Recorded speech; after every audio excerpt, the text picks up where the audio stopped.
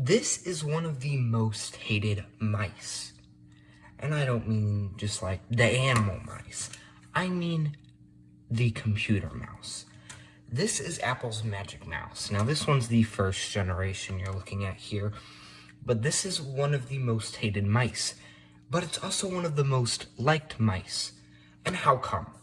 Now we know that when someone's got an Apple computer, an Apple iPhone, an Apple Pencil, an Apple tablet, an Apple house, I don't really know what you want me to say here, they're gonna want matching accessories. Shh, quiet down, cat.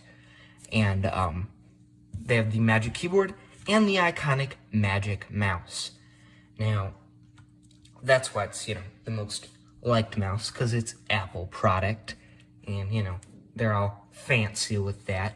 But it's also the most disliked mouse, and that's because it is terribly not very ergonomic for you to hold.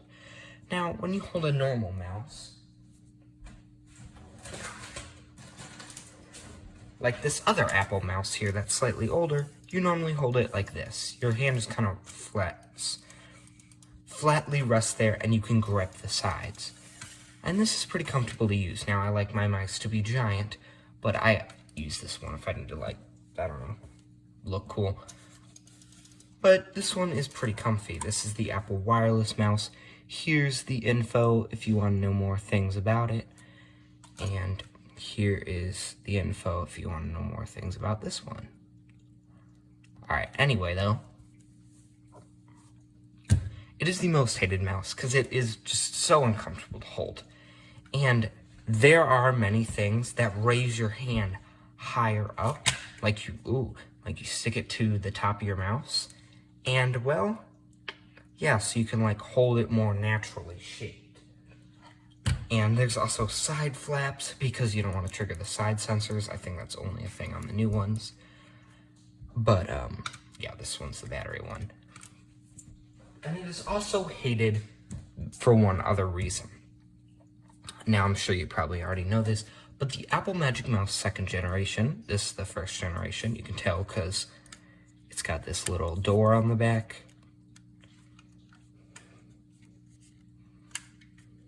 If I could get it to open. And it has batteries. The 2nd generation, however, is rechargeable using Apple's so beloved Lightning cable.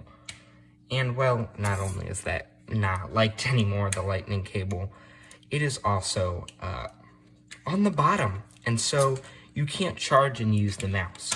And now this isn't terribly of a problem because the mouse charges in, I think 15 minutes?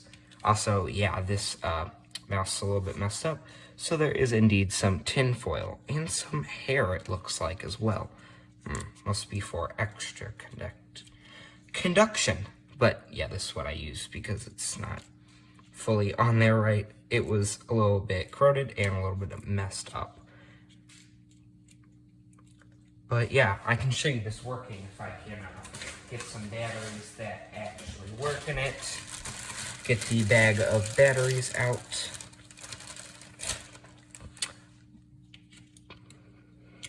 That is the wrong way, that is. Okay, that one goes in like that.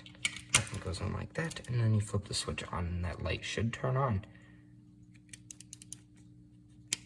If it was, the batteries were installed properly,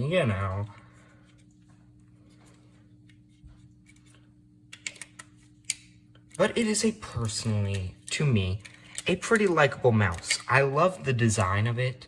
It's just very simple, and it's not ugly at all. I mean, it's a nice mouse, and it's a glass surface. And all you gotta do is just glide your finger up and down to scroll. And it's pretty simple. Same with this one, I think it's just glide your finger. I cannot get the drivers working for this one, though, and that's why I don't use it. I use this one sometimes, but not that often. I use this weird-looking one, which, let me go grab it. It's all the way over here, because, I wasn't prepared. I use this very exquisite 5 Below one.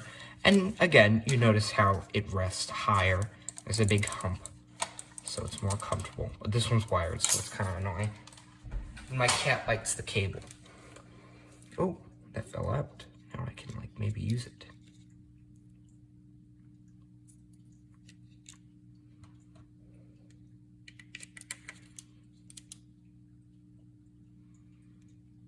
Okay, now there's really no reason that it's not turning on.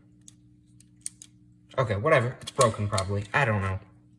Sometimes you just gotta give it a few hits. And sometimes, you put the battery in the wrong way and don't even realize. Oh, never mind. Yep, there it is. Works good. Good mouse. I rate pretty good. However, I do see some of the ergonomic problems coming up. Now, when I used it for the first time, I really thought it wouldn't be that big of a deal. Like, I wouldn't even feel it. I thought people were just kind of overreacting. But it is indeed there. And well, if you are going to buy a mouse, it is a pretty good option. However, the Logitech Pebble mouse is another good option for work. The Pebble has a similar good design, and if you lose that silly little piece that you plug into your computer, it connects just via normal Bluetooth as well. Or you could just get one of the older style Logitech mice that are like this, but without the gaming thing, and without the cable. Just normal looking mice. And should you buy it? Now, the battery-powered version is not all too bad. People were really complaining about how it was annoying to change the batteries.